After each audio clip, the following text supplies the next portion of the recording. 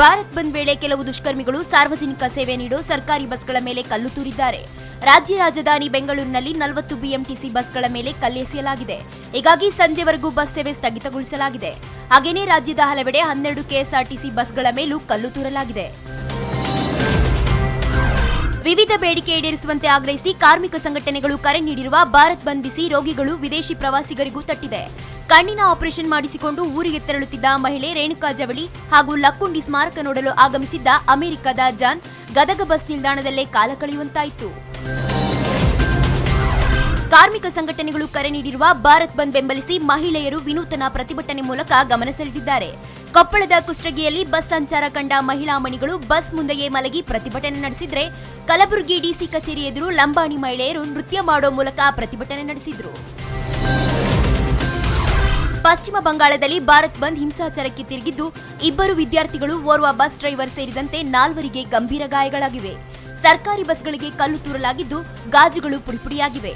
ಕೋಲ್ಕತ್ತಾದಲ್ಲಿ ಪ್ರತಿಭಟನೆ ನಡೆಸುತ್ತಿದ್ದ ಸಿಪಿಎಂ ಮುಖಂಡ ಸುಜನ್ ಚಕ್ರಬೋರ್ತಿ ಸೇರಿದಂತೆ 100 ಕಾರ್ಯಕರ್ತರನ್ನ ಪೊಲೀಸರು ಬಂಧಿಸಿದ್ದಾರೆ. ನಿಗಮ ಮಂಡಳಿ ನೇಮಕಾತಿ ವಿಚಾರವನ್ನ ಹಾದಿಬೀದಿಯಲ್ಲಿ ಮಾತನಾಡಲ್ಲ ಅಂತ ಮೈತ್ರಿ ಸರ್ಕಾರದ ಸಮನ್ವಯ ಸಮಿತಿ ಅಧ್ಯಕ್ಷ ಸಿದ್ದರಾಮಯ್ಯ ಹೇಳಿದ್ದಾರೆ. ಮುಂದಿನ ವಾರ ಸಮನ್ವಯ ಸಮಿತಿ ಸಭೆ ನಡೆಯಲಿದ್ದು ಚರ್ಚಿಸಲಾಗುತ್ತದೆ. ಅಸಮಾಧಾನಗೊಂಡಿರುವ ಶಾಸಕ ಡಾಕ್ಟರ್ ಕೆ ಸುಧಾಕರ್ ಅವರೊಂದಿಗೆ ಮಾತನಾಡಿ ಸಮಸ್ಯೆ ಬಗೆಹರಿಸುತ್ತೇನೆ ಅಂತ ತಿಳಿಸಿದ್ದಾರೆ. ನಾನು ಯಾವುದೇ ಬೇನಾಮಿ ಆಸ್ತಿ ಮಾಡಿಲ್ಲ ಅಂತ ಮೈಸೂರು ಮಿನರಲ್ಸ್ ಅಧ್ಯಕ್ಷೆ ಶಾಸಕಿ ಲಕ್ಷ್ಮೀ ಹೆಬ್ಬಾಳ್ಕರ್ ಹೇಳಿದ್ದಾರೆ. ಬೇನಾಮಿ ಆಸ್ತಿ ಹಿನ್ನೆಲೆ ಐಟಿ ನೋಟಿಸ್ ಜಾರಿ ಮಾಡಿರೋ ಕುರಿತು ಪ್ರತಿಕ್ರಿಯಿಸಿದ ಹೆಬ್ಬಾಳ್ಕರ್, ನಾನು ಇನ್ನು ಶಾಸಕಿಯಾಗಿ ಕಣ್ಣು ಬಿಟ್ಟಿರಲಿಲ್ಲ. ಆಗಲೇ ಐಟಿ ದಾಳಿ ನಡೆದಿತ್ತು. ನನ್ನ ಸಹೋದರ ಆಡಿಟರ್ ಆಗಿದ್ದು ಹಣದ ವ್ಯವಹಾರ ನೋಡಿಕೊಳ್ತಾರೆ ಅಂತ ತಿಳಿಸಿದರು. ಮಧ್ಯಪ್ರದೇಶದಲ್ಲಿ ಕಾಂಗ್ರೆಸ್ ಸರ್ಕಾರ ಉರುಳಿಸಲು ಬಿಜೆಪಿ ನಮ್ಮ ಶಾಸಕರಿಗೆ 100 ಕೋಟಿ ಆಮಿಷ ಒಡ್ಡಿದೆ ಅಂತ ಕಾಂಗ್ರೆಸ್ ಹಿರಿಯ ನಾಯಕ ದಿಗ್ವಿಜಯ್ ಸಿಂಗ್ ಆರೋಪಿಸಿದ್ದಾರೆ. ಭೋಪಾಲ್ನಲ್ಲಿ ಮಾತನಾಡಿದ ಅವರು, ಬಿಜೆಪಿ ಶಾಸಕರು ನಮ್ಮ ಪಕ್ಷದ ಶಾಸಕರನ್ನ ಭೇಟಿ ಮಾಡಿ ಆಮಿಷ ಒಡ್ಡಿದ್ದು ಸಾಕ್ಷಿ ಸಮೇತ ಸಾಬೀತುಪಡಿಸುವುದಾಗಿ ದಿಗ್ವಿಜಯ್ ಸಿಂಗ್ ತಿಳಿಸಿದ್ದಾರೆ. ಬೆಂಕಿ ಹಚ್ಚಿಕೊಂಡು ಆತ್ಮಹತ್ಯೆಗೆ ಯತ್ನಿಸಿದ್ದ ರಾಕಿಂಗ್ ಸ್ಟಾರ್ ಯಶ್ ಅಭಿಮಾನಿ ನೆಲಮಂಗಲ ತಾಲೂಕಿನ ಶಾಂತಿನಗರ ನಿವಾಸಿ ರವಿ ಸಾವನ್ನಪ್ಪಿದ್ದಾರೆ. ಜನ್ಮದಿನವಾದ ನಿನ್ನೆ ಯಶ್ನನ್ನು ನೋಡಲು ಅವಕಾಶ ಸಿಗಲಿಲ್ಲವೆಂದು ನೊಂದ ರವಿ ಪೆಟ್ರೋಲ್ ಸುರಿದುಕೊಂಡು ಆತ್ಮಹತ್ಯೆಗೆ ಯತ್ನಿಸಿದ್ರು.